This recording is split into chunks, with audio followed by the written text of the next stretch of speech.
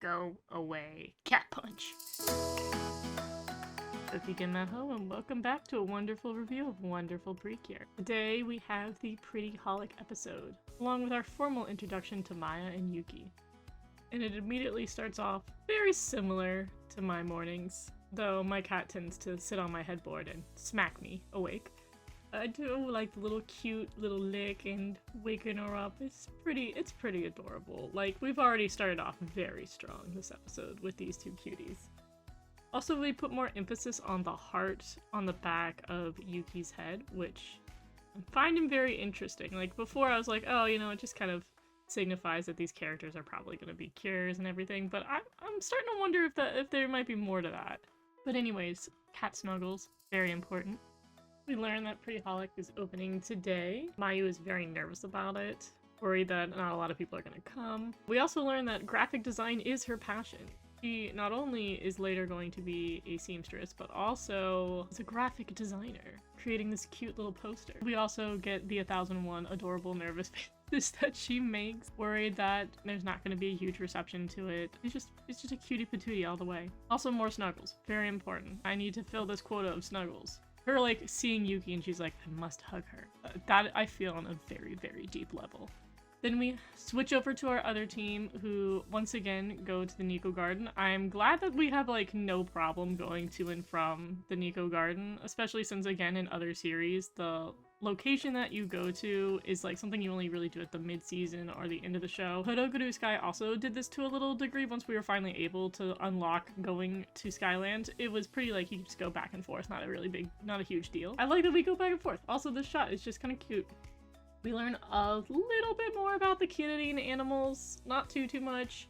We also learn that they live inside these, like, little floating rock huts that have the ability to regenerate the crystals, so it kind of explains the sort of MacGuffin situation we're going to be dealing with in this season. And at the end of the day, like, we're going to save other animals, but getting the Kinodine animals is going to be the main bit. Also, the gems on their heads are referred to as the Kira gems. Also, shout out to the rabbit having essentially the same power that the Precure have. When we finish a fight, we just, like, sort of heal the area, and we're like, it's all good. I think they even use the same sound effect. And of course, our, like, one-track Mind Girls are like, there's the opening! I got this sick poster. We're gonna go see the Pre-Hog opening. We don't have time to pay attention to you, Mei. It's perfect. I think it also works in why Satoru is such an important character, because he's like, don't worry, Mei. They're just like this. And you know, I'll be the one who will talk to them. I know when to talk to them at the right time. And Mei pulls out his own iPhone and is like, yo, add me. Add me on Discord. There's a little background. Oh my god. Mei and Satoru, like, again, I was worried that Mei not getting along with Komugi and Iroha was going to be, like, an annoying bit. I'm so glad that they've added Satoru into this series because we get to completely forego that. Instead of having Mei and Iroha and them fight, it's just gonna be Mei whines to his therapist Satoru.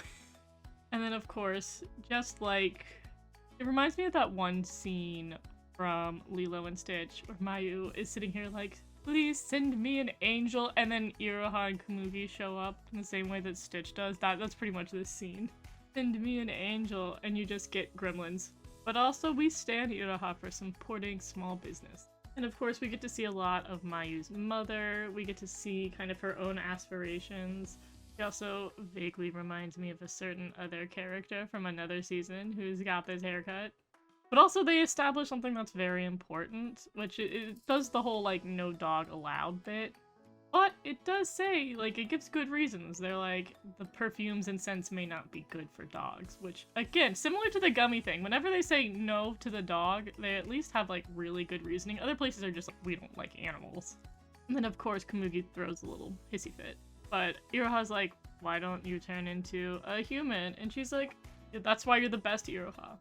And our two gremlins resume another gremlin run. And it immediately points out the fact that we have Komugi, be named Komugi, both as the dog and the human, and Mayu's like, that's suspicious, that's weird. I do like all the characters of this show thus far have been very observant. Like, normally, in just magical girl shows in general, a lot of people are pretty obtuse to everything that happens. Everybody is, like, a normal degree of, like, a humanly a reality level perceptive of the situations they deal with. Like, Satoru was able to pick up on the fact that Iroha was hiding a secret last episode. Mayu is able to be like, you guys are weird. You guys are suspicious.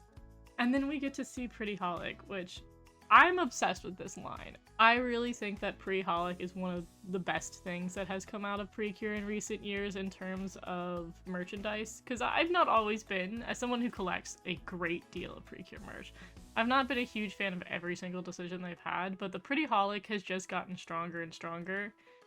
And I mean, the pet theme added to the products, but also still making it very pleasing to look at, is great. It really reminds me of the brand Flower Nose, that also has very elaborate packaging, but like will fit whatever theme they have, whether it's like ballet or mermaids. They have really, really decent packaging, and I feel like I'm getting that with Pretty Holic. Like, this line is just so unbelievably pretty, and they managed to include the fact that it's cat and dog themed without it being super like, they kind of slap stuff on for a lot of the older merchandise, so this is just so pretty to me. I also think this stuff would easily work in like a normal store. I don't know if they would sell this in anything other than Precure stores or like maybe a convenience store. But I mean, if this was in a makeup store in Japan, I feel like people would be all about it, because a lot of the newer makeup has had more bright, vibrant, and crazy packaging. Like, I could see this being up against something like Tarte or Too Faced and fit like right in. And we have Yuki. This screenshot's like a little goofy, but that's my cat. She does the whole thing where she needs the dough before it's down. And I think this is captured in a very nice gremlin way right here. As well as the fact that we get to see a little bit of Yuki's personality. They do such a good job because she's still non-verbal-ish up until this episode. And we see so much personality, which is just props to the writers for this. Also, teacup sighting. And then we have this little thing right here, real quick. I think this is, I have to look it up. I think this is the exact same location we had for that promo image where you got to see the 3 characters. Let me see if I can. Yeah, okay, so this is one for one that scene. Mayu was on the far right, Satoru in the middle, and then Iroha on the left. This is the exact same table. This is the exact same location.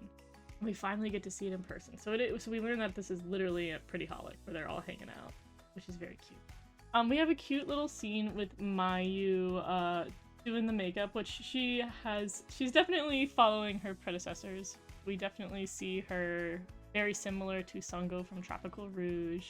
She's our shyer little makeup guru. We also learn, which I believe we might have known already, that she's the same age as Iroha and Satoru and will likely be going to school with them, which school is going to be relevant in this series, given that they keep bringing up how much these characters are going to be in the same grade.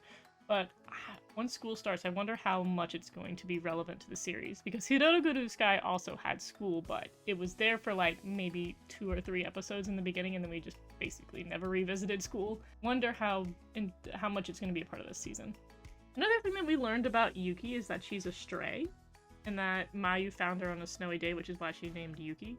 Yuki meaning snow. I find it, again, a little bit more interesting that we learn that both Komugi and Yuki are strays. I wonder if Daifuku is also a stray? I think I want to learn more about that, because I think it's a nice, interesting fact. We also see Komugi bothering the crap out of poor Yuki, and Yuki's just like, go away. Cat punch. I mean, I've never seen an interaction more perfectly summing up the relationship between cats and dogs. We also have Komugi try makeup for the first time, and we have like our little bit of foreshadowing where she's like, I'm a Tanuki Komugi, foreshadowing that we are going to be fighting a Tanuki/raccoon as our animal of the week. And then back on the perception thing, we have Iroha. She's able to identify very quickly that Mayu was nervous and like having a hard time handling things. She's not able to fully grasp it yet in this episode, but she understands that something's up with Mayu and is concerned about it, which is good writing. So I definitely think we've got really good setup for an overarching story. Building Mayu up and giving her confidence is going to be something that's worked on the series. I don't know if it's going to be sort of solved as quickly as it has been in other seasons, but at least for the beginning of the series, it looks like building up her confidence and getting along with the group is going to be a big thing. Also, because we have Satoru as well, we have another character that she also has to get along with. So there's room to sort of grow her personality and grow her confidence.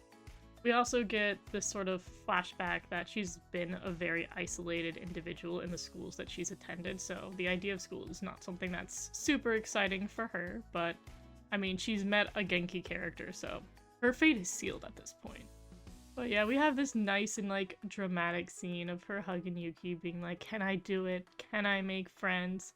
As well as later on we have this beautiful monologue from Iroha while they're trying to go after the Tanuki, where she begins to relate what's going on with the Tanuki to what's going on with Mayu, and has this kind of revelation. We also very conveniently, which was something I asked for last episode, we had Kumugi transform with the stock footage twice, where she went from dog to human, human to dog. And then for the remainder of the episode, she does a quick transformation here, which, good. We can see the stock footage twice since there's 2 different versions of it. That's it, I don't want to see any more, and I'm glad. Get an actual episode in there. We also showcase the animal actually facing day-to-day people. Normally, whenever there's a Precure battle, there's this kind of isolation from everybody, like whether everybody's put to sleep or it's just no one shows up while the battle goes on.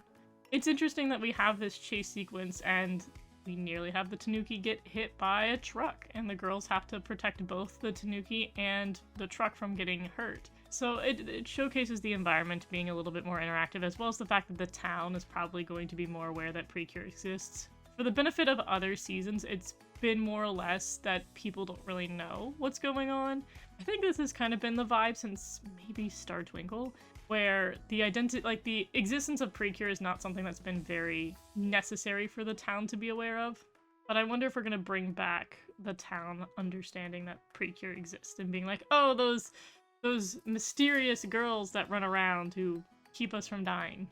I wonder if that's going to be relevant again. Because also we have Mayu not find out their identities or about the Precure this episode. I wonder if we're going to build up to her getting that reveal. Especially since we know now with the merch release that Lillian and Miyami are not debuting for quite a bit of time.